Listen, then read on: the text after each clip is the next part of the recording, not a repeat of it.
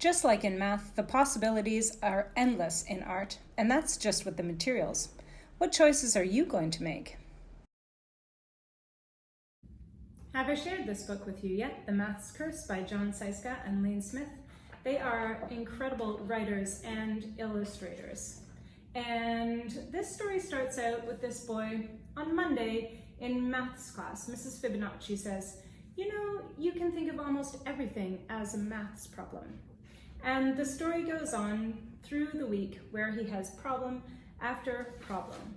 One of my favorite pages is where he's having problems getting on the bus, and he's overwhelmed thinking about how many students and their ages and how many feet are on the bus and things. And there's this amazing table that has been created using collage, which is one of my favorite art techniques. And then he has problem after problem. You can think of phys ed as a sports problem, English as a word problem. If mail plus box equals mailbox, then what does tuna fish plus tuna fish equal? And throughout the story, he goes through all of his different subject areas, and the art in it is incredible. And then eventually he gets towards the end of the day and the week and falls asleep. And on this page it says, "I dream I'm trapped in a room with no doors and no windows, and he can't escape." And then he remembers that he can put two halves together to make a hole, and he makes a hole and jumps through it to escape. Such an incredible solution to the problem that he's having with his maths curse.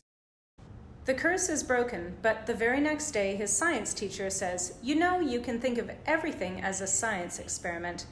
I think this is like the way you can think of everything as being connected to art. Your challenge is to work out which subject is either your favorite or your strength, and how can you connect your passion for that subject area, maths, English, music, PE, to art, and use it as an inspiration to create.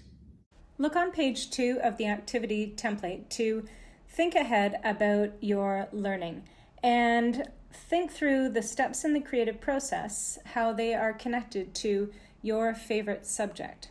You don't need a wide variety of materials to get started. You just need a pencil and some paper. But be resourceful and see what you can find. Get some magazines, some glue if you have it, remember our activities with coffee, and sketch out some ideas on the back of your paper. I had a song in mind, so I started out by thinking about connections with music, and then I decided to go with a pattern and use texture because those are my preferences. So I ended up kind of connecting not just to one subject, but to many.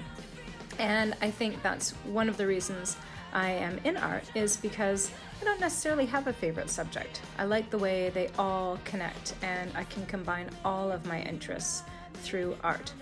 If you're adding texture, remember these little details like preparing your materials first and putting the glue on the paper.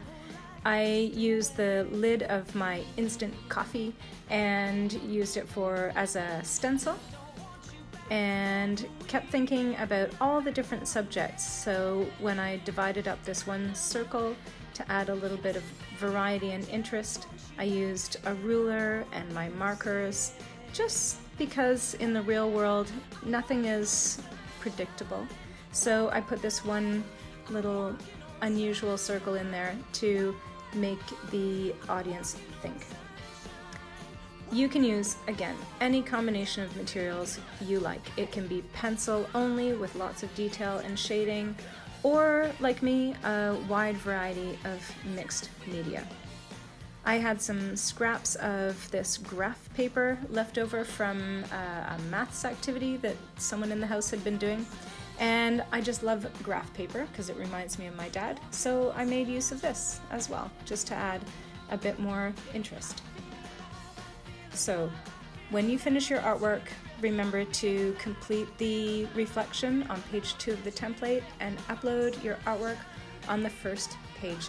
The choices are all yours for this artwork and should be based on your passions and interests and strengths in a subject area.